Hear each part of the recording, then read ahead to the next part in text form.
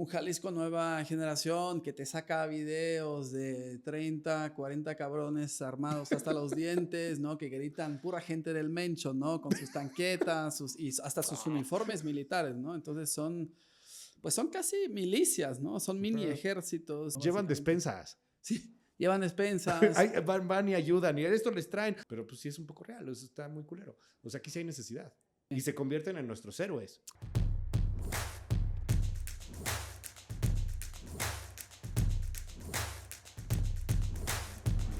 ¿Qué hubo? Muy buenos días, tardes, noches, dependiendo de la hora que sea cuando estén escuchando, sintonizando, viendo, no lo sé.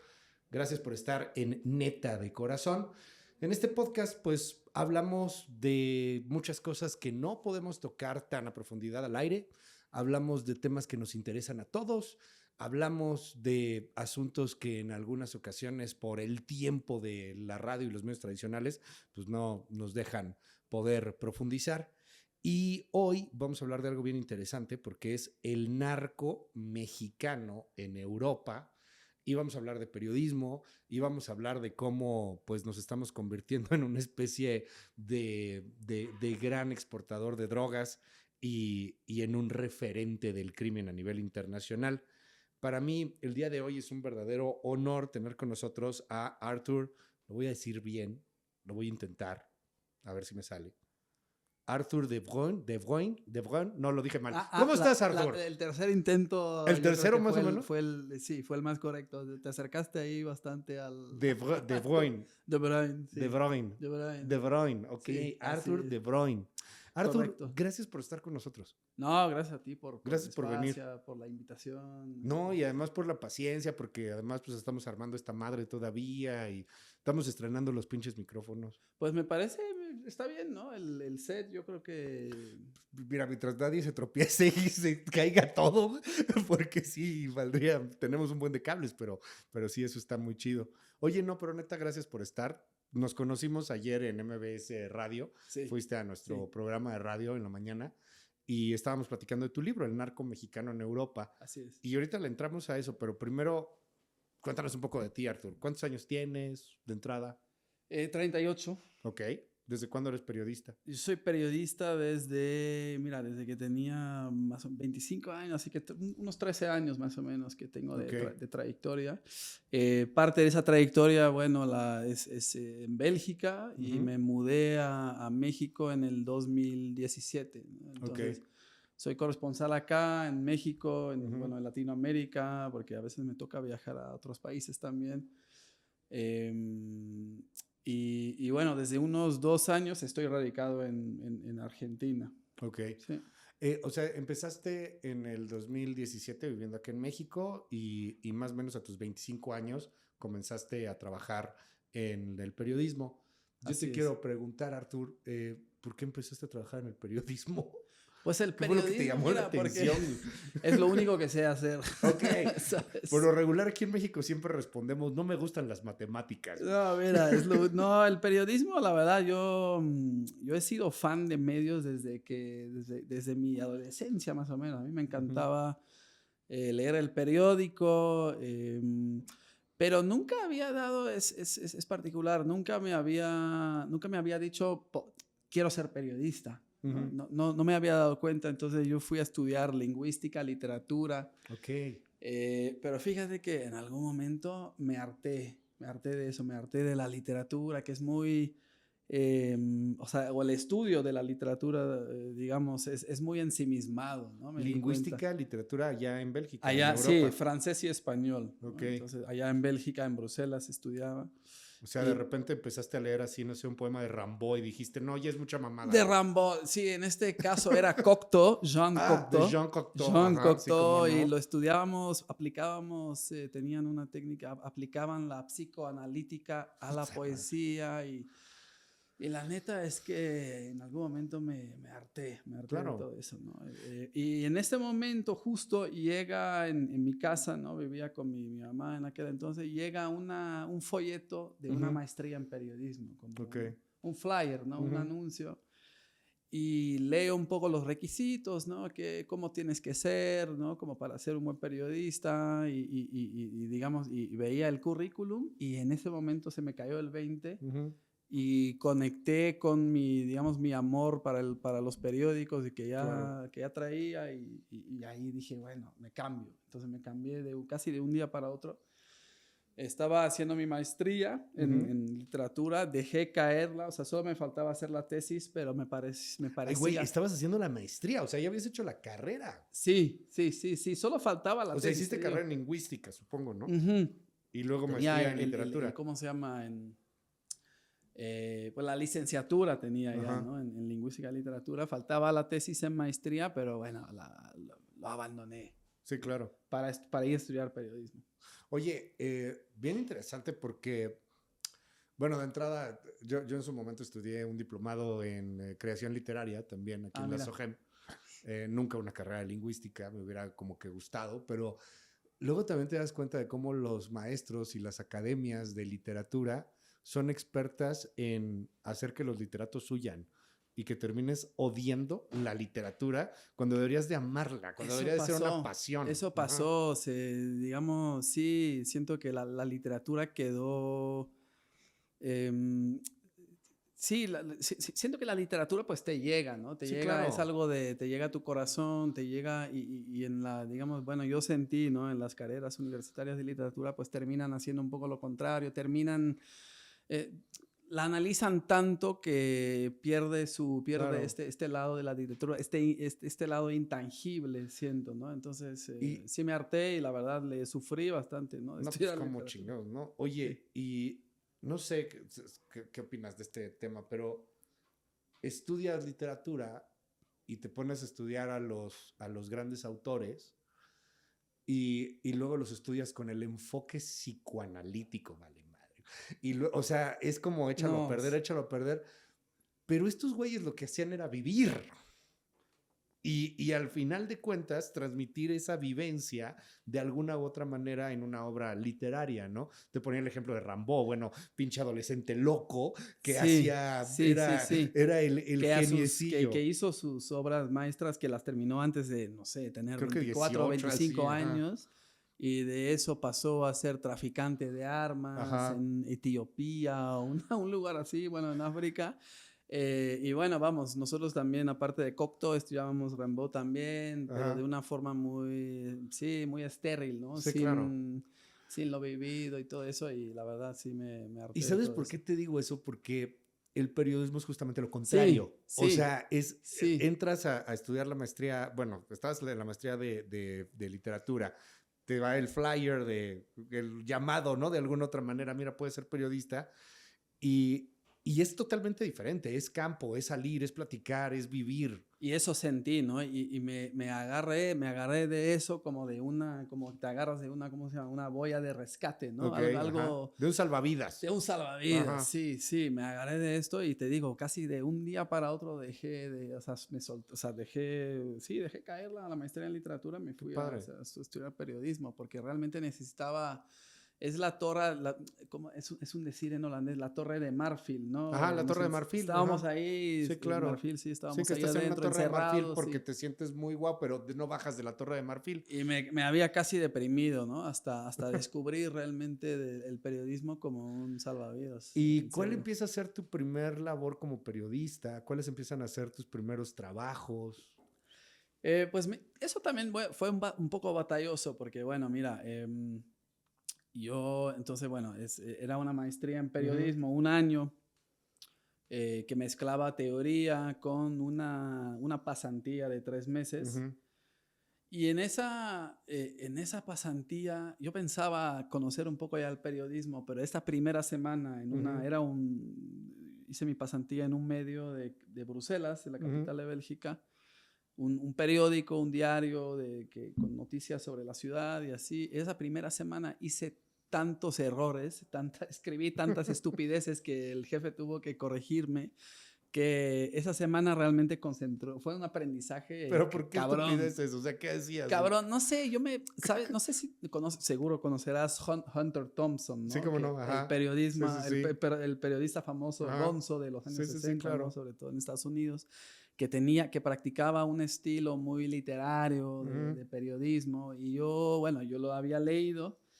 porque, bueno, a pesar de no amar mucho el estudio de la literatura, me gustaba la literatura. Sí, Yo claro. siempre he sido fan de literatura y también incluyendo de Hunter Thompson. Entonces yo trataba en mis notas muy de noticias, ¿no? Por qué, cuándo, tenía que escribir la información y nada más.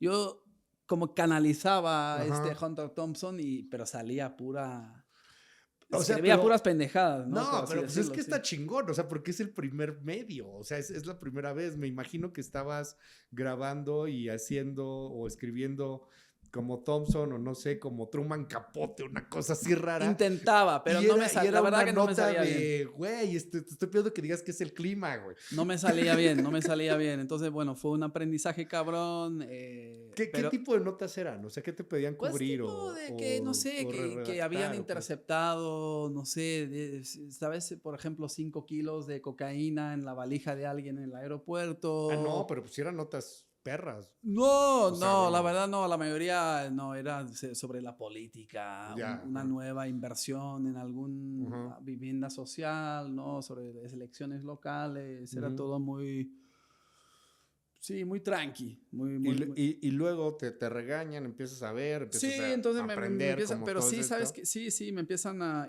pero entonces, pero fue un aprendizaje Ujú. bastante serio, ¿no? Aprendí mucho solo esa Qué primera chingón. semana, pero sí, sabes, descubrí que era lo mío. O sea, Ok. realmente que el periodismo me fascinaba encontrar temas que podrían ser interesantes para el Ujú, periódico, llevar algo a mi jefe, una propuesta ujú. interesante, algo que pudiera ser de interés para los lectores y la verdad sí descubrí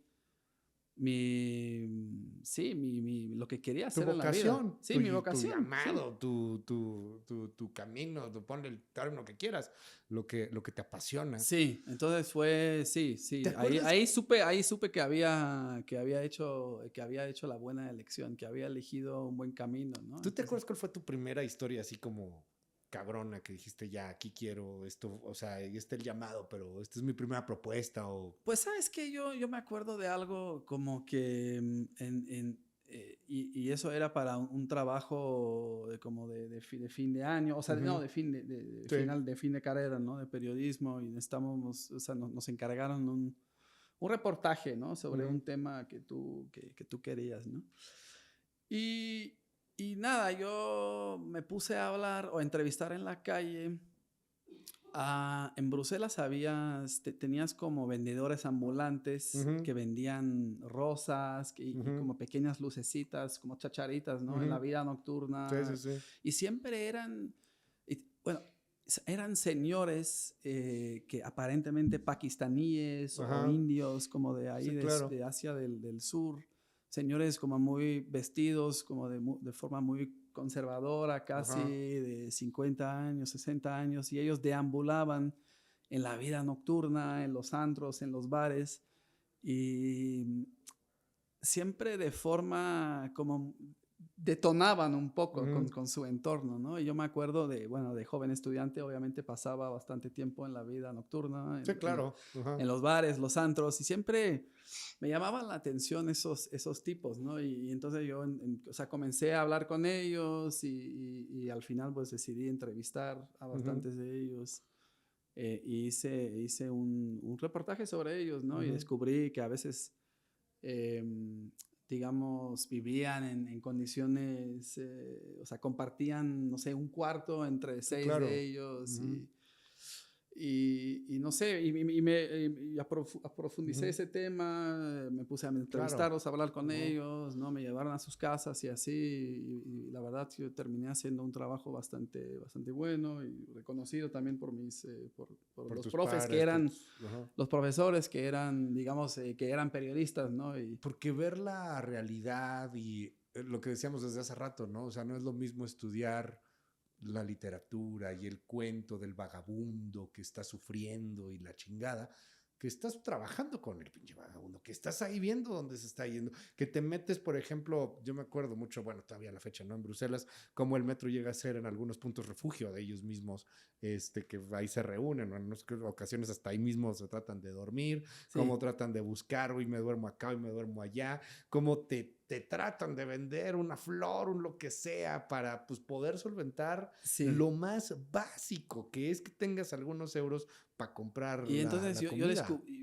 yo descubrí, ¿no? Que atrás de, no sé, personas que puedes ver todos los días en la calle, puede haber una historia Claro. fascinante, ¿no? Ujú. De cómo llegaron, ¿no? Ujú. En este caso Sí, de eran Pakistán. pakistaníes, sí. Y me contaron de sus vidas, cómo habían llegado y todo. Yo tengo Entonces, esa pues las duda. historias están ahí, ¿no? Muchas veces. Va la duda racista para que nos pinches funen de una vez en el pinche programa. Hasta se acaba de ir la luz. Si nos están viendo, Ya nos se fue la están... pinche luz. Sí, pues, no, pero no es duda tan racista, pero ¿se llevan los pakistaníes y los indios? Se llevan. Sí, o sea, porque es que, o sea, casi se agarran a bombazos nucleares, ¿no? No, o se sea, llevan entre ellos. No, es en así este como caso, en México si se llevan los campechanos y los yucatecos, güey. Pero, no, o en sea, este ya caso eran exclusivamente señores eran solo pakistaníes. pakistaníes. Sí, no se mezclaban. No, Pero no, nunca no. Yo pensaba primero, Ajá. mi primer prejuicio, o sea, era, Sí, claro. son indios, no sé, pero me enteré entrevistándolos, hablando con ellos, que eran de Pakistán. Sí, siempre, Sí, porque yo siempre he tenido como, ahorita que me dices eso, me surgió la duda, porque ya que estás fuera de la India o de Pakistán y que estás viviendo lo duro que es ser migrante, no sé si ahí continúen esas diferencias raciales tan cañonas. Y eso al final no supe, pero tienes razón que sí hay tensiones, No ¿no? sé, Entonces, muchísima tensión, o sea, pero no supe cómo era la relación de esos Mira. pakistaníes en Bruselas con sus, no sé, sus vecinos indios, digamos, en Bruselas, ¿no? Al final. Una vez sí me tocó conocer a un japonés que odiaba a los chinos. Ah, mira. Vivía en Francia. Y sí, Pues pasa, porque también entre Japón y China hubo sí, no, pues, tensiones. o sea, no son precisamente los mejores amigos, pero bueno, tenía yo ahí esa duda. Oye, pero a ver, cuéntame, Arturo, entonces, vas evolucionando en este tema y uno, ¿por qué chingados hablas español también? ¿Eres espía? No es la primera vez, de hecho, que tengo un amigo en Buenos Aires que me dice eso de chiste de vez en cuando, que cree, porque bueno, se sabe que a veces, por ejemplo, en Bruselas, ¿no? La capital de mi país natal, hay muchos espías. Es centro de entrenamiento de espías, Bruselas. Sí, y digamos, su cobertura, Ajá. ¿cómo se llama? A menudo es periodista, ¿no? Sí, claro. O es diplomático. Ajá. O es periodista, sí. Además es el Washington, bueno, yo lo veo como el Washington de Europa. O sea, es el centro. Exactamente. Donde sí. ahí están todos los representantes de los diversos países europeos. Exactamente. Ahí está la Comisión Europea, etcétera, etcétera. Y ha habido casos, o sea, que han justo descubierto periodistas de, por ejemplo, rusos infiltrados como periodistas. ¿Pero qué te iba a decir? No, yo empecé a estudiar español en la secundaria en Bélgica. Wow. Sí, ahí puedes elegir entre, bueno, si estudiar ciencias o matemáticas o idiomas. Y si estudias idiomas, pues te enseñan, aparte del neerlandés y del francés, ¿no? Que son los dos idiomas más o menos principales de Bélgica, te enseñan inglés, alemán y español. Ok. ¿Tú hablas todos esos idiomas, además? Sí, el alemán es un poco, tal vez es un poco, ¿cómo decir? En inglés dirían rusty, ¿no? Ok, sí, está oxidado. Oxidado, sí, exactamente, está un poco oxidado, pero bueno, ahí va. Y bueno, empecé a hablar español en la secundaria, después hice un intercambio durante mis estudios universitarios en Barcelona. Okay. Se llaman un Erasmus, como un programa de intercambio. Y bueno, después también después de mis estudios, me fui de un ratito de mochilero en América Central y después, bueno, perfeccioné mi español aquí, ¿no? Sí, pero ya de todo lo que llevas viviendo habrás acá. Detectado una tonada mexicana, tal vez. No, por supuesto, espero ¿no? Pero, a ver, pero claro que sí, te escuchas totalmente mexicano. Te escuchas con ese acento, ¿no? Más que el acento español, que de pronto se les queda también mucho, pues ya es un acento muy español. Esa parte de mochilero está interesante, o sea, porque ya conocías México, Latinoamérica. No, en aquel entonces que hice el viaje de mochilero fue América Central exclusivamente, o sea... ¿Qué fuiste? ¿El Salvador? Sí, bueno, empecé en Costa Rica, después Nicaragua, después El Salvador y Honduras. Ok. Sí. Y ahí todavía faltaba mucho tiempo para que te dieras cuenta que ibas a ser periodista o que eso. No, en aquel entonces ya me había titulado de periodista, pero bueno, a eso íbamos creo que antes. Sí, entonces me graduó en periodismo, pero bueno, cómo empiezas Claro. a trabajar en el periodismo, ¿no? Entonces, no te dan chamba Sí, así, no lo porque bueno, encuentras así luego, luego. no, entonces, bueno, yo, yo, yo empecé como freelance, ¿no? Ajá, Sí, por ejemplo, vendí unas notas al periódico donde había hecho mi pasantía. ajá, Intenté con otros medios más grandes, nacionales, también en ajá, Bélgica, pero bueno, no me hacían caso, ¿no? ya. No siempre me hacían caso, es más, o sea, las propuestas que yo mandaba las ignoraban casi todo el tiempo, ¿no? Porque tampoco sabía cómo mandar propuestas, cómo Ajá, formular una idea, una propuesta. Entonces, poco a poco, o sea, fui construyendo mi camino, mi carrera, ajá. muy poco a poco, ¿no? Mandando propuestas. Es que yo quería entrar al tema de cuándo y cómo habías viajado hacia Latinoamérica, pero es más interesante que ya haya sido cuando eras periodista o cuando ya habías estudiado sobre el tema. De pronto imaginé que lo habías hecho como que en la prepa o antes de entrar a la universidad o algo por el estilo, pero ya tenías una madurez al menos académica. Me refiero a que ya habías estudiado filología, digo, lingüística, ya habías declinado la maestría de literatura, ya eras periodista, ya te habías titulado, pues, o sea, ya estabas Sí. estudiando el tema del periodismo, ya lo habías terminado, y vas al centro neurálgico de Latinoamérica utilizado para las drogas. Sí, sí, bueno, y sí observaba, ¿no? Sí, observas que, bueno, que en El Salvador había en aquel entonces, me acuerdo, había miedo, ¿no? Incluso siendo Sí. turista, que se queda en hostales, ¿no? A veces detectas que había Fuiste a El miedo. Salvador pre-Bukele, no fuiste al Salvador de Bukele. Sí, O pre-Bukele, sea, fuiste al sí. Salvador de la Mara Salvatrucha. Sí, pero en aquel entonces, vamos, todavía era yo un joven más o menos inocente, ¿no? A Ajá. pesar de haber estudiado periodismo. Pero sí me daba cuenta de que había más miedo, digamos, en las calles ¿Pero por qué que en inocente? Bélgica. Veías que... No, ¿Eh? pues claro que había un chingo más Sí, de guerras que que había esto. guardias armados Ajá. en muchos lugares, hasta en restaurantes, ¿no? Eso Sí. no ves en Bélgica. Eso, me acuerdo de eso, porque sobre todo en restaurantes como más lujosos. Ajá. Y se veía guardaespaldas, incluso Ajá. esperando afuera, ¿no? Armados también. Entonces, pues te das cuenta de que pasa algo, ¿no? Hay un problema ahí Sí, pues no los dejaban cruzar calles. O sea, en muchas de las zonas Sí. que hoy ya se pueden visitar, antes era casi imposible visitarlo, inclusive hasta para periodistas o para Sí. gente que se atrevía a Sí, entrarle. después me tocó ir bueno, ya mucho más, ya establecido en Ajá. México como periodista. Bueno, me tocó ir varias veces a El Salvador, por Ajá. ejemplo. Entonces Sí, claro. hice notas sobre las pandillas y efectivamente tenían un reino de terror, ¿no? Y, Sobre todo y pre-Bukele. voy justamente a eso porque al final de cuentas los periodistas somos testigos de lo que va ocurriendo, somos testigos a veces del poder, somos testigos de la historia, lo que nos va tocando. Es difícil que un periodista trabaje sobre algo que está muy lejano, ¿no? O sea, que de repente, digo, puedes hacerlo, ¿no? Una investigación de algo que sucede en Tailandia, pues sí, pero nunca he estado en pinche Tailandia, ¿no? Por ejemplo, ¿no? O sea, alguien podría intentarlo, sí, pues puedes encontrar información y hacer algo. Pero quiero preguntarte cómo se va brincando del tema de viajar, de entender que pues, en El Salvador se mueve droga, en Nicaragua también, a llevar a tu libro de El narco mexicano en Europa. Porque tú hablas de Holanda, justamente de los Países Bajos, pues es que ahí está, o sea, es tu cultura, tú hablas neerlandés, o sea, has vivido en ese tema y lo vas mezclando con todo lo que hoy has vivido acá en México. Sí. ¿Cómo empieza a hacer esa evolución? Pues esto, bueno, vamos, para eso tengo que explicarte cómo terminé en México, tal vez, y de A ver si... ahí todo va a te va a tener sentido.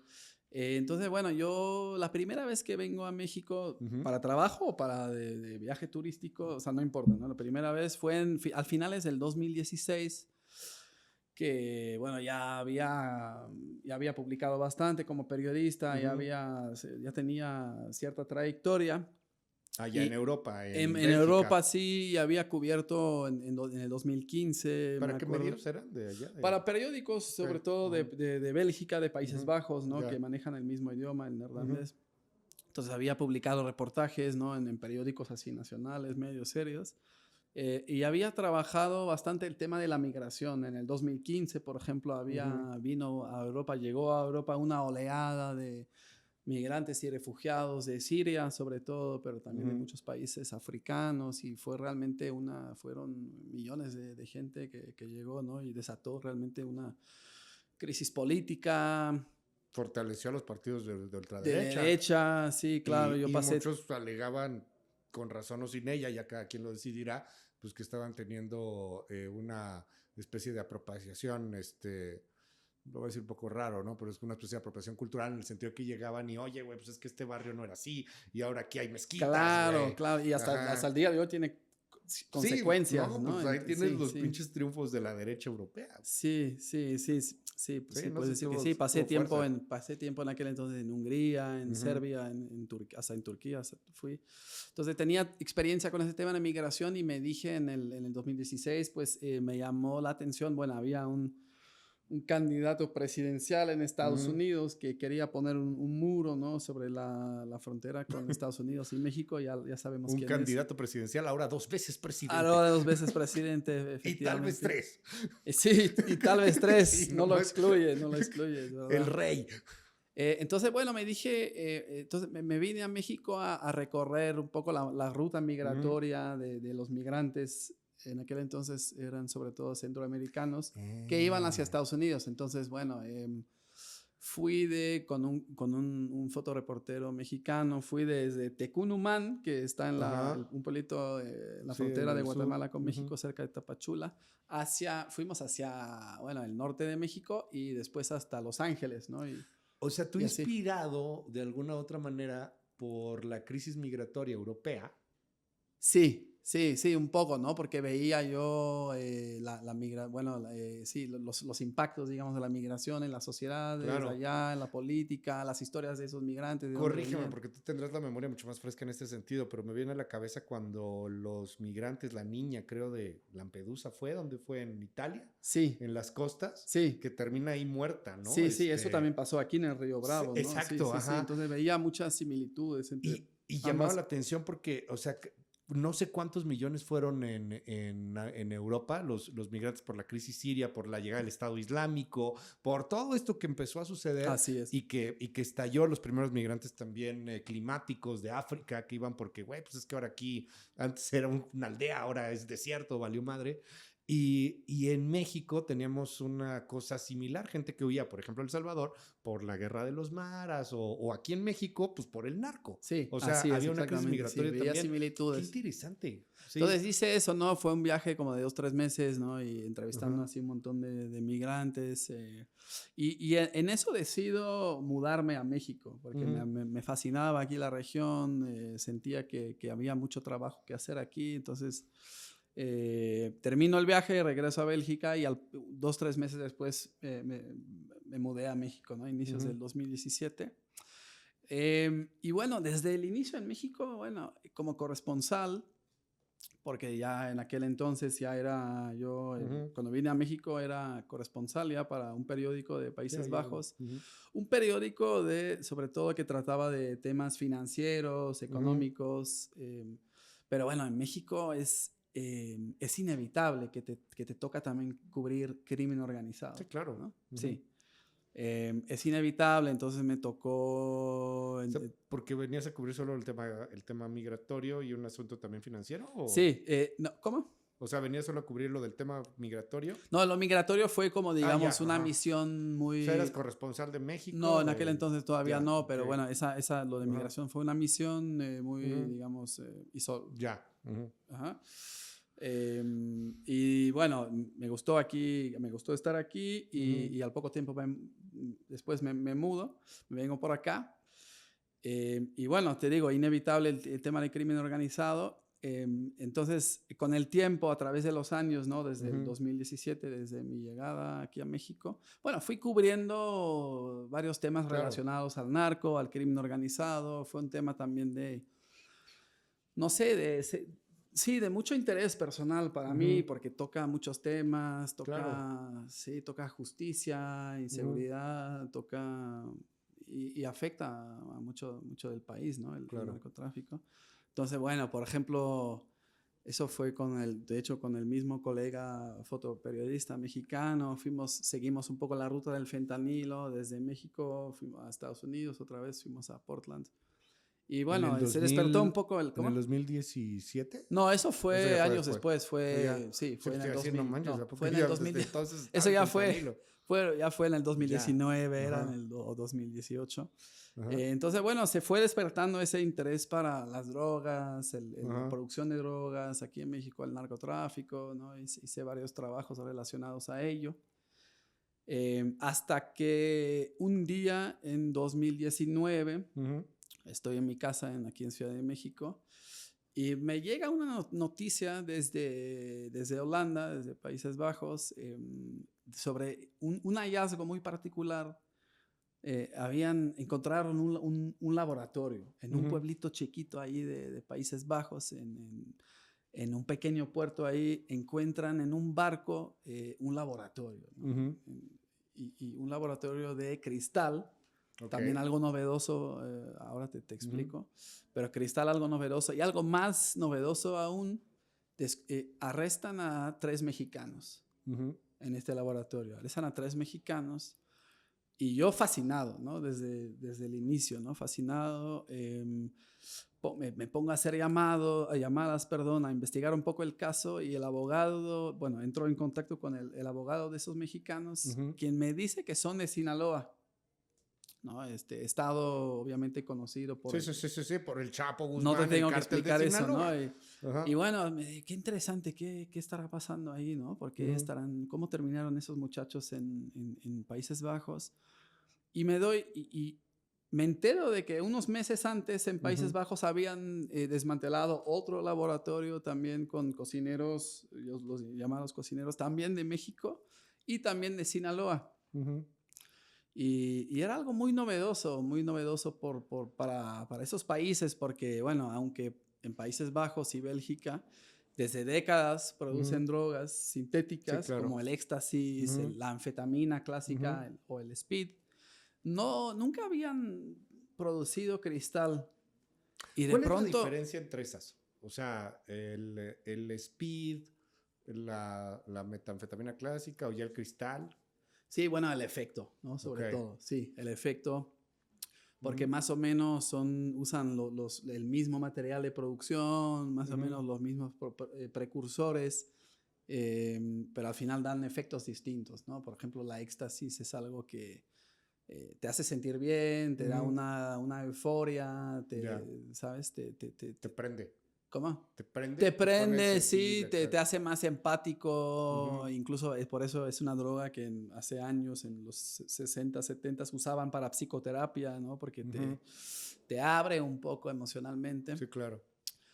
La anfetamina es algo como es una droga, yo diría más como de trabajo, ¿no? Casi como para, no sé, camioneros que necesitan manejar. Y eso se producían un poco más allá en Bélgica. Eso se producía ya en grandes Holanda, cantidades. Países sí, Bajos. desde los años de 60, quiero decir, del siglo pasado. Es para que le sigas chingando, para que sigas manejando el tráiler, para que no te duermas. Y para el éxtasis, para las fiestas. ¿no? Y que te pongas loco. Son party drugs, te pones bien, feliz, ¿no? Te pones... Pero ya las que empiezan a descubrir allá, pues eran drogas no usuales. Que era, a ver, me dijiste entonces, bueno, esas ¿no? Éxtasis. Bélgica, país vecino, Países Bajos, ahí un montón de laboratorios que descubren desde muchos años, ¿no? Que producían esas 2 drogas, entonces muy común.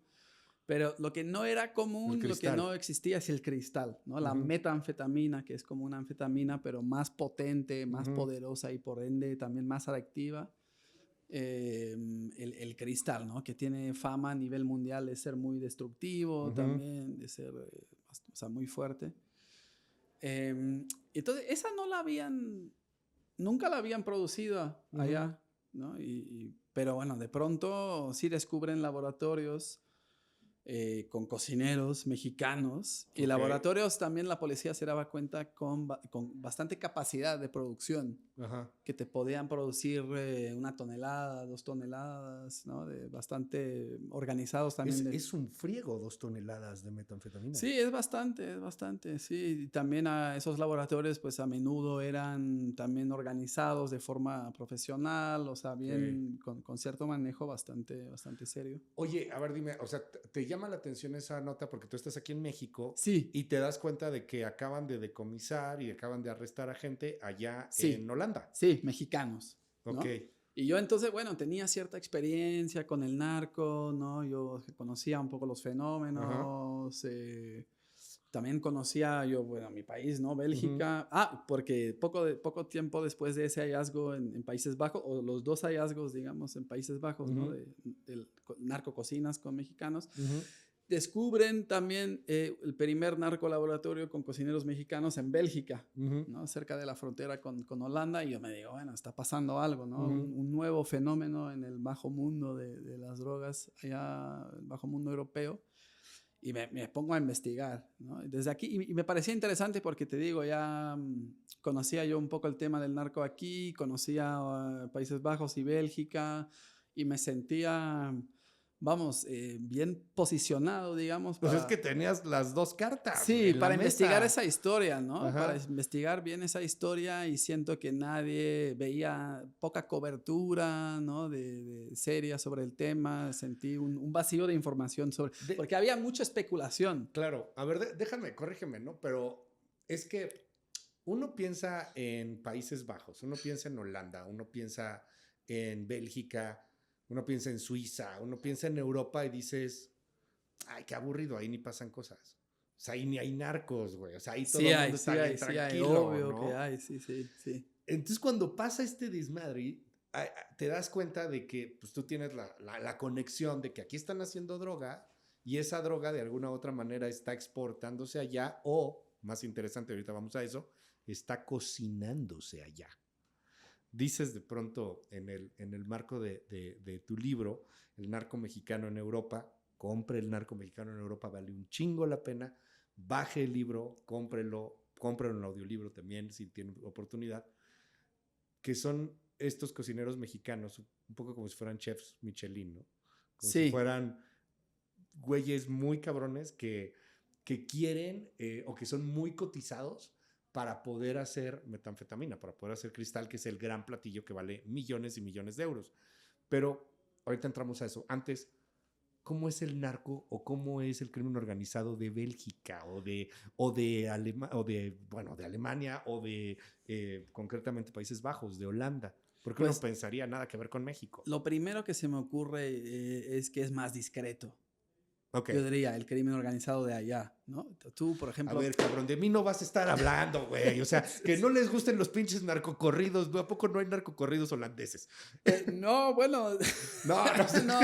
No, o sea, siempre me llamó la atención esto, ¿no? Que, por ejemplo, aquí en México, ¿qué hacen qué hacen los cárteles o los grupos delictivos? Bueno, tienes un Jalisco Nueva Generación que te saca videos de 30, 40 cabrones armados hasta los dientes, ¿no? Que gritan pura gente del Mencho, ¿no? Con sus tanquetas y hasta sus uniformes militares, ¿no? Entonces son casi milicias, ¿no? Son mini ejércitos y bueno, luego manejan por el municipio no sé dónde, de Buenavista, ponle en Michoacán, con las siglas ¿no? del grupo criminal sobre los coches, como si no hubiera, no sé, como si no hubiera ley, ¿no? Llevan despensas. Sí, llevan despensas. van y ayudan, y esto les traen. Sí. Ahora que son reyes, llevan regalos a los niños. Sí, por ejemplo. Sí, y entonces buscan la atención, ¿no? Claro. Buscan, o no temen, no temen la atención, no temen ¿cómo se llama? Sí, el reflector. El reflector. Sí. Quiere reflector. Pues es que entonces, también aquí, y lo digo, ahora sí que voy a parecer como víctima, ¿no? Pero pues sí es un poco real, eso está muy culero. O sea, aquí sí hay necesidad. Sí. O sea, ya yo no veo al narco holandés llevándole comida a los niños. O sea, No, güey, pues, no tampoco. mames. Pues, Sí, o se sea, aprovechan tienes aquí de eso. cierta Ajá. necesidad Aquí sí hay social para necesidad como... social y Sí. se convierten en nuestros héroes. Eso es culerísimo lo que digo, es horrible, pero es real. Los pinches narcos se convierten en héroes mexicanos y son Sí, los ídolos. Allá no es así. sí, con cierta mitología también alrededor de ellos, los corridos, ¿no? Que Ujú. fortalecen la imagen, ¿no? Pero los corridos que también callan las desapariciones forzadas, ¿no? Las Las matanzas, las torturas. torturas, etcétera. Entonces, bueno, los narcos de allá obviamente hay un montón de narcos, pero son más discretos, operan más en las sombras y no, por ejemplo, tienes el Chapo, ¿no? Que fue al final capturado porque quería ¿quién era? Que Kate Kate del del Castillo Castillo. le hiciera una peli o una serie, ¿no? Con Sean Penn y creo que así fue que en este encuentro con Sean Penn y Kate, Sí, que la Sean Penn DEA trabajando para la DEA. que la DEA lo rastreó, ¿no? Entonces, bueno, sí, ¿cómo lo diría? Esta vanidad, Ujú. ¿no? Que los narcos de allá son Sí, mucho más, son... no mandan a hacer corridos, no mandan a hacer pelis ni nada Ok. sobre ello. Y eso hace que los narcos de allá, al ser discretos, me imagino porque ellos... No es que los de aquí no se sepan criminales. Yo creo que sí se saben criminales, pero se saben ídolos de gran parte del pueblo. Allá no Allá es no. así. Allá sí se saben criminales. Saben que Sí, están... ok, sí, sí, saben criminales y bueno, como hay el aparato de justicia, el aparato de, digamos, securitario, la policía, yo diría que, bueno, que funciona de cierta forma mejor, Ujú, no hay tanta impunidad allá como aquí en México, ujú. lamentablemente. Entonces, si tú eres un narco que llega a tener cierta reputación, cierta Claro. fama allá, Ujú. pues te cae la ley, ¿no? En Sí, algún no te momento. chingan, Y te vas van al sí, sí, bote porque y... es una avergüenzas a las autoridades Ujú. de ser un super capo conocido y que todavía no lo agarran. Entonces, eso les da pena a la policía de Pero, allá y te van a hacer una prioridad y en algún momento te van a captar, ¿no? oye, pero dime algo, ¿llegan al nivel Capturar. de lo que llegan aquí los narcos holandeses y los narcos europeos? O sea, tener esas cantidades de dinero. Aquí se habló, no sé si fuera cierto o no, porque es parte del mito, pues no sé, que el Chapo Guzmán llegó a ser uno de los hombres más ricos del mundo, ¿no? Sí, sabes que yo creo que en cierta medida, no sé si fue un poco un mito Ujú. también, porque, vamos, su familia, sí, no Sí, no es sé. para tanto, ¿no? De pronto, Sí, pero... no sé si tienen así un montón de casas Ajá. o inversiones, ¿no?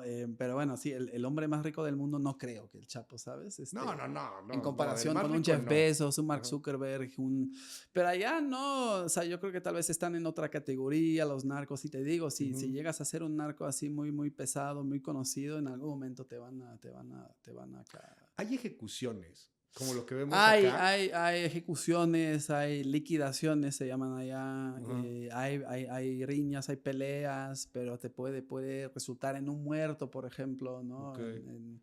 Son asesinatos así muy, muy puntuales, no como en México que a veces, no sé, hay 15 muertos, 20 Ajá. ejecutados en ciertos lugares, luego los cuelgan de puentes y todo, etcétera. No, y pues decapitados, Sí, desollados, o sea, es eso que... todavía no tienes, no pasa ya, no. O sea, ya son a balazos y se acabó, como Sí, mafia tradicional clásica, sí. como El Y Padrino. incluso y de pronto si hay una balacera, causa Ujú. mucha, llega a ser Sí, noticia noticias. nacional, causa Ujú. preocupación, ¿no? Esto todavía tiene impacto, ¿no? Una balacera aquí en México pues pasan varias todos los días No, en los bueno, estados. no hay fosas clandestinas como aquí. Tampoco, sí, el O tema sea, de que un día sí. desapariciones. Ujú. Sí, entonces, bueno, hay narco, obvio que hay narco allá, te digo, en Bélgica y Países Bajos se producen muchas drogas, se importa un montón de cocaína, ¿no? Bélgica, te recuerdo, y Países Bajos son las entradas principales de Porque cocaína lo que de hay, América del Sur cabrón, a Europa, son las puertas de claro, entrada, entonces ahí lo que hay llegan. muchísimo es que si hay consumo, si hay mercado. Hay Los mercado, europeos se drogan. sí, se Y se drogan, hay drogan mucho cabrón y se mercado, mucha meten hasta el dedo en demanda. algunas ocasiones. Sí, sí hay, sí existen. Sí. Y por eso existen también los narcos. Sí, Ahora voy a otro si hay tema. demanda, hay gente que la satisface, ¿no? La abastece, sí. Busque usted eh, en el Google Maps el mapa de Ámsterdam y de Bélgica. Y esto es algo que vas planteando en el libro que me llama mucho la atención. ¿Por qué Ámsterdam y Bélgica? O sea, ¿por qué no Ámsterdam específicamente, pero bueno, sí Países Bajos, pues? son los puertos. O sea, son estratégicos para Sí. Europa, ¿no? Sí, sí, sí. Por eso el hecho de que empezaran a encontrarse ahí estos centros, estas cocinas, creo que tienen mucho que ver por el tema portuario, por el tema de distribución hacia gran parte de Europa. Sí, son países, Es vamos, estratégico. Países Bajos es conocido, ¿no? Están reportes de Ajá. no sé, de Naciones Unidas o de la OSD, se llama Ujú. en inglés, ¿no? De Países Bajos tienen la mejor infraestructura del Claro. mundo, las mejores carreteras, ¿no? Si Ajá. tú vas a hacer carreteras sin ni un bache, ¿no? Entonces, bueno, y por esos puertos, ¿no? Que son entre los puertos principales del mundo, ¿no? Amberes en Bélgica Amberes en Bélgica. y Ajá. Rotterdam en Países Bajos. Sí, son las entradas principales del comercio europeo. Entonces, bueno, tienes una infraestructura muy buena alrededor de todo eso, pero que sirve también para el narco, ¿no? Para el tráfico de O sea, drogas. estoy viendo aquí el mapa, ¿no? Por ejemplo. Entonces ves el mapa y dices, o sea, llegas aquí, o sea, llegas a los puertos de Amberes, aquí en Bélgica, o de Países Bajos, en Rotterdam. Sí. Y tienes para irte para todos lados, Sí, cabrón. O sea, además, distribuyes y además de aquí distribuyes a tierra. perfecto. Sin pedo. Y además tú sabrás que Ajá. en Europa, en la Unión Europea, no tienes fronteras. No, no, no, no, no. Tú puedes, Es una caseta. no güey. hay, sí, es una Sí, sí, es ni una eso, caseta, a sí. veces ni te das cuenta Ajá. que cruzaste una frontera, ¿no? Sí, Entonces claro. no hay revisión de nada, hay libre tránsito de personas y mercancía y capitales, ¿no? Entonces realmente es casi optimizado Pero ahí te para va. el narco. ¿Qué no hay? Serán muy cabrones con sus pinches platillos franceses, serán muy chingones para hacer la pinche pasta, pero no saben hacer metanfetamina chingona, güey. No saben hacer pinche cristal chingón. Eso, Y ahí es en exactamente. donde entran los mexicanos, güey. Sí, así es, sí, así Porque es. lo planteas así en el libro, pues. Sí, ¿qué pasa? O sea, entonces, como te dije, ¿no? Desde décadas llevan produciendo Ajá. anfetamina, ¿no? Que es el speed, que es un estimulante así, Sí, sí, sí. no tan fuerte, o sea, Ajá. normal, ¿no? Y para producir el llamado precursor, ¿no? El Ujú. insumo, ¿cómo se llama? El químico básico Sí, claro. que usan Ujú. los narcos de allá para producir la anfetamina. Es el mismo que se usa para producir la metanfetamina. Mm. Es el mismo. Pero ¿qué pasa? Si lo usas este precursor para la metanfetamina o el cristal, te quedas con la mitad en desecho. Ujú. ¿No? Lo conviertes en metanfetamina, pero la mitad es desecho, es como no Ujú. es utilizable, no da euforia, es como una metanfetamina muy débil, Muy chafa. que no te sirve. Entonces, bueno, los holandeses como que nunca encontraron, nunca Ujú. supieron cómo, digamos, cómo descifrar, cómo hacer para poder, sí, producir cristal de una forma redituable, porque además el precursor es bastante caro, entonces Claro. si tienes que tirar la mitad, pues termina no siendo tan interesante. Entonces, Ok. nunca pudieron. O sea, Nunca, terminas desperdiciando y te sale más caro. sí, nunca pudieron, o no caro, pero no te salen las cuentas, pues, no te salen las cuentas, ¿no? Te quedas si tienes que tirar la mitad. ¿Qué hicieron los mafiosos y los narcos de Rotterdam, de Países Bajos, de Bélgica, con los mexicanos entonces? Traerse el know-how, Sí, el cocinero. sí, fíjate que en México sí desde años han podido o supieron Ajá. reutilizar, reciclar esta mitad Ujú. en desechos, reciclarla y vamos, reconvertirla en Ujú. buen cristal fuerte, poderoso. Entonces aquí en México desde años no tienen que tirar esa mitad, no se quedan con basura, entonces tienen una forma muy eficiente, muy eficaz, De que hacerlo. usa de hacerla. Es que aquí Sí. voy a algo. Tengo esta duda y te la quiero preguntar porque me vuela la cabeza. Cuando tú hablas de cocaína, hablamos de Colombia. Sí, de Porque ahí Bolivia, se Perú. hace. O sea, ahí tienes hojas de coca, tráfico, lo que tú quieras. Cuando hablábamos de marihuana en las épocas de Caro Quintero, pues hablábamos de sembradíos en donde aquí se hacía esa marihuana, esa mota. Pero aquí, cuando estamos hablando de esta metanfetamina, no necesitan ingredientes mexicanos. ¿O sí? No, digamos, O sea, no. lo que se están llevando literalmente es al chef. Sí, Sí. O sea, no estamos... Sí, el chef, la receta, ¿no? Ajá, no es que sea, no, es que aquí hacemos bien chingón la amapola o lo que sea. Digo, alguna cosa a lo mejor tiene que ver por ahí, pero lo puedes hacer con lo que sea. El tema es cómo hacerlo. Entonces, sí, nunca supieron cómo. Y en algún momento, pues, hay bueno, de hecho, yo lo entrevisté a un narco holandés. Sí. Y él me cuenta un poco cómo fue, ¿no? Él entró en contacto con un tipo, un michoacano que estaba viviendo en Barcelona, en España. Ese holandés estaba exportando a España anfetamina, ¿no? Repito, la speed, ¿no? Y bueno, que ese mexicano distribuía ahí en España.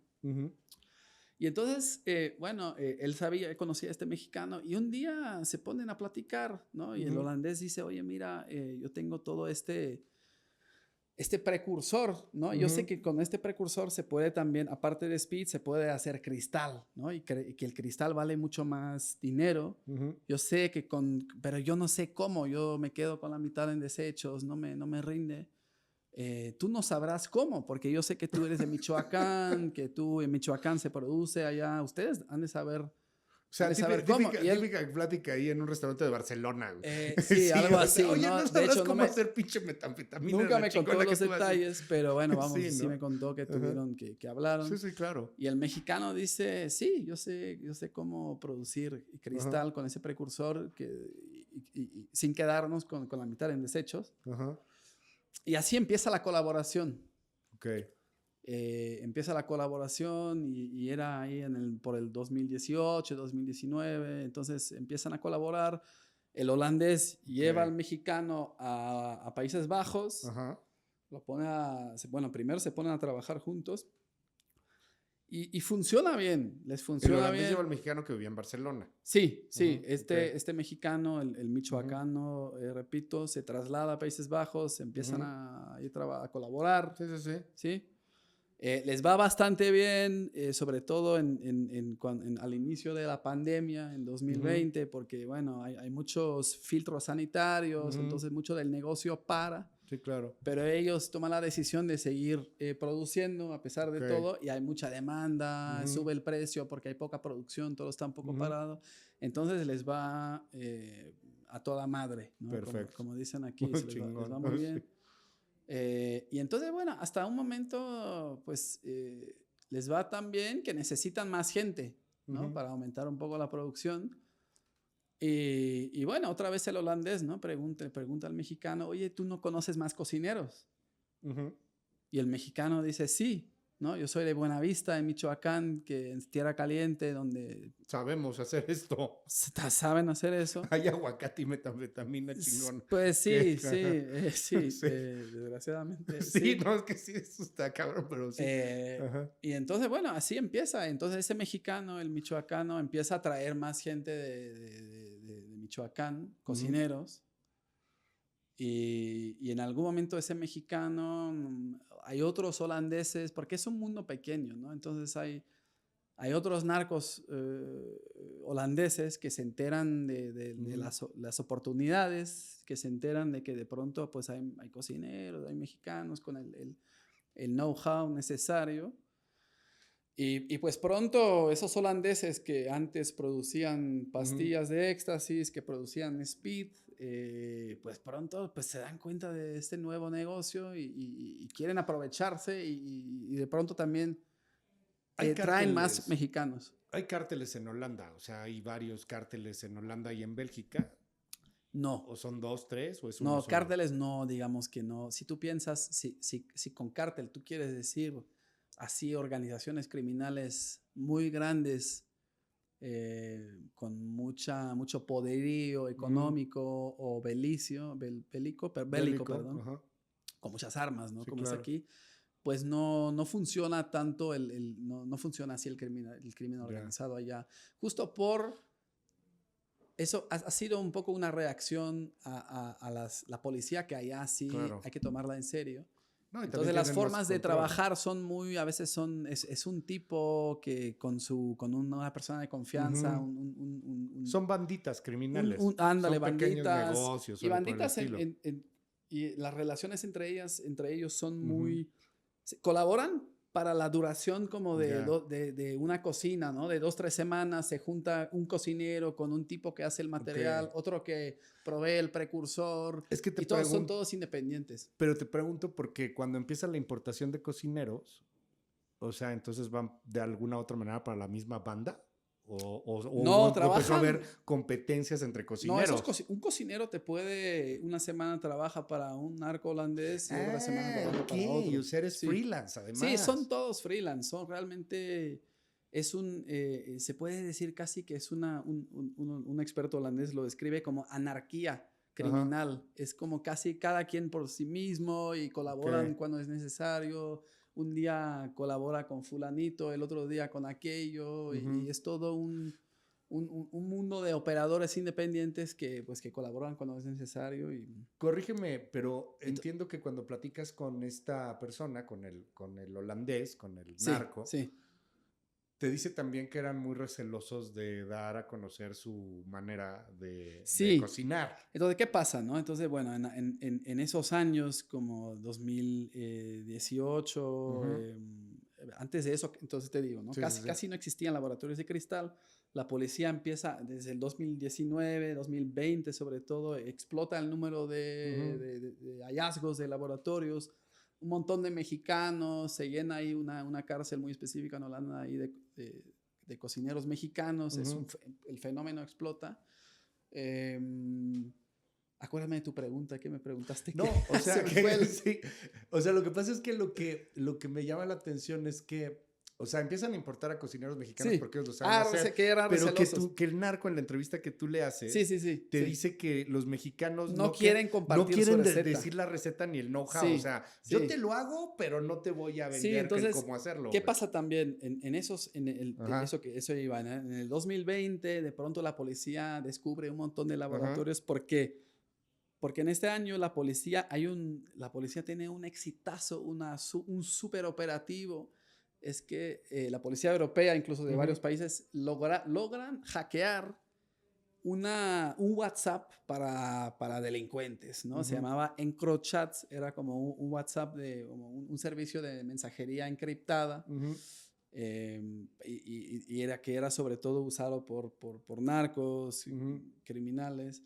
Entonces ahí la policía llega a hackearlo y lee millones de mensajes entre los narcos holandeses, Ujú. sobre los mexicanos, sobre los cocineros, entre los narcos holandeses y los cocineros mexicanos, Ok. o el intermediario ese de Michoacán Ujú. que consiguió cocineros. Y entonces la policía de esto como que hace una radiografía de cómo funciona este negocio, ¿no? Ujú. Y yo en mi libro también comparto, o sea, explico este Sí, operativo, sí, sí. tengo mensajes como descifrados, interceptados. Y sí, de eso como que la policía se da cuenta que efectivamente, que vamos, uno, que los narcos holandeses a veces hablan de forma Ujú. despectiva sobre los mexicanos, Que ¿no? les ¿Por dicen qué? sombrerudos, ¿no? Sombrerudos, Sí. Los tacos, tacos. Ajá. españoles, hasta pinches mexas, Ajá. bueno, en Sí, en holandés, holandés. obviamente. Entonces hay cierto como resentimiento, Ujú. rencor hacia los mexicanos bueno, que es un poco, que es raro, ¿no? ¿Y por qué es? Porque sí, los mexicanos pues tienen la forma de hacerle como, tienen la Ujú. receta, ¿no? La Sí. gallina con los, no, ¿cómo se Con los llama? huevos de oro, sí. Con los O huevos de sea, oro, ¿no? los Porque mexicanos son la gallina con los huevos de oro, pero no te voy a decir cómo le hago mis huevos de sí, oro. entonces, Ajá. y además los, los, como que bueno, los holandeses tienen la ubicación, tienen el Ajá. laboratorio, ponen el material, ponen los precursores que son caros.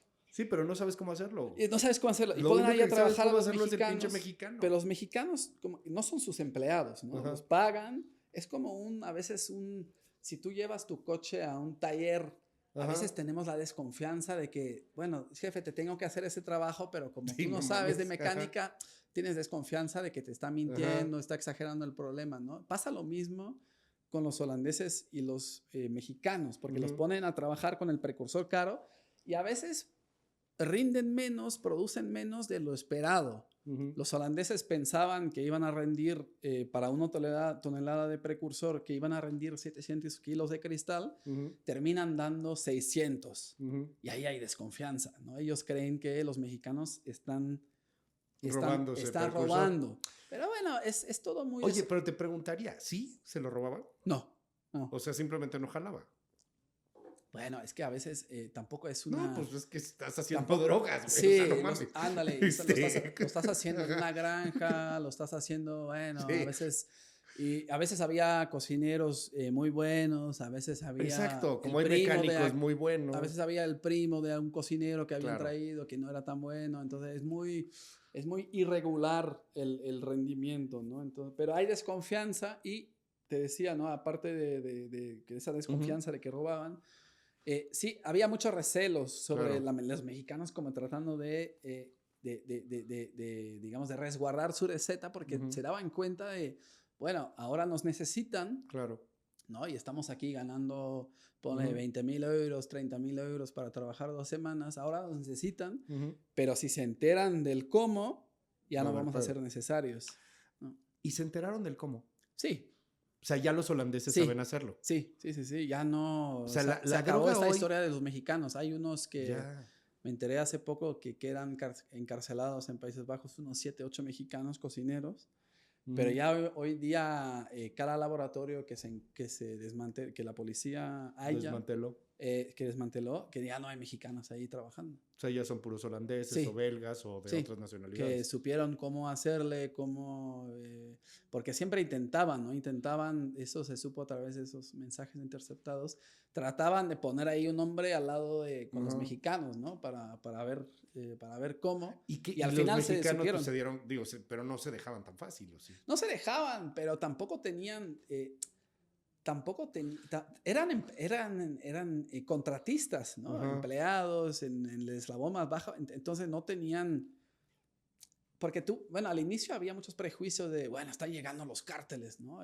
Pero a esos cocineros nunca se les halló ni una arma, entonces las relaciones de poder eran como que fueron los holandeses un poco los jefes, ¿no? Que sus contratistas intentaban ahí poner a alguien, los mexicanos dirían, no queremos, y había malentendidos culturales, ¿no? La comunicación. Claramente, o sea, pero no fue, o sea, al menos esta parte de toda la historia del narco, que es muy compleja y que hay de todo, porque hoy sí está el Tutsi, que al parecer lo está moviendo el cártel Jalisco Nueva Generación, que está llegando allá, esta cosa que es con cocaína, ¿no? Y sí, es una mezcla de varias cosas. Sí, nos parece que eso sí lo está moviendo el cártel de aquí para allá, no sé, pero al menos en esta parte sí vemos pues que fue un asunto de como mencionas, los más bajos en el eslabón, los cocineros, los que estaban sin hacer alguna otra cosa, que de repente en Michoacán, ya me imagino en Buenavista, oye, güey, vámonos a Holanda. Ah, pues cómo no, carnal. Claro que jalo, güey. Sí. O sea, y fue así, o sea, así terminaron por aprender de los mexicanos a hacer drogas. Sí. No mames. Y bueno, y esta historia, bueno, que sí, los holandeses, bueno, obviamente... porque hay mucho conocimiento ahí, saber, hay muchas ganas también de como de apoderarse de nuevos negocios que dejan ganancias, entonces, bueno, no tardaron mucho en aprenderlo. En aprender la receta de los mexicanos y ya no son necesarios. Oye, te quiero agradecer un chingo que estés acá con nosotros, neta. Gracias, porque además te hemos robado un chingo de tiempo. Pero es que ya te ibas a ir a Argentina y no queremos dejar de poder aprender de ti y preguntarte.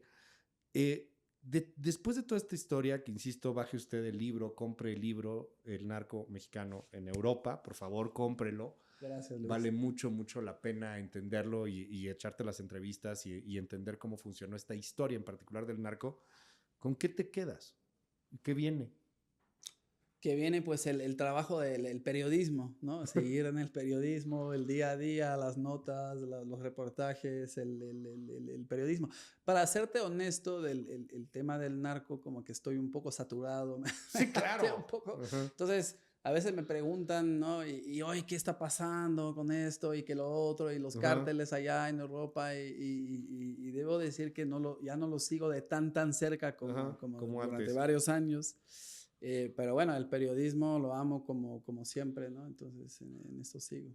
No viene algo de Argentina. Digo, hay un friego de historias allá también. Sí, ¿no? También. Y de ahí, obviamente, a veces, no sé, voy a Brasil o otro país. Entonces, bueno, hay un montón de historias por ahí que contar, ¿no? Sí. Pues vamos a estar bien atentos a tu trabajo si nos das chance, Arthur. Y ojalá que podamos pues seguir platicando y seguir disfrutando y aprendiendo. Neta, Muchas, muchas, muchas gracias. Bueno, y gracias por la oportunidad. Me dio gusto poder tener ese formato así más relajado, más amplio también para contar la historia, que sí merece, es una historia matizada, ¿no? De que va en contra de las expectativas, de los prejuicios un poco, entonces. No, y te diste cuenta de nuestros efectos de luz, güey. O sea, cuando decías algo importante se apagaba o luego se prendía, güey. O sea, todo eso fue adrede, güey. Sí, es complejo, güey. O sea, cualquiera pinche envidioso va a decir que no servía el puto foco, pero no, daba adrede, güey. Teorías de conspiración, ¿no? Sí, exacto. Sí. Eran así los holandeses hackeándonos y la chingada. Oye, no, neta, muchas gracias. Gracias Artur. Muchísimas gracias. Gracias, Luis. Nos vemos el próximo martes. Nos escuchamos aquí, neta de corazón. Mil gracias.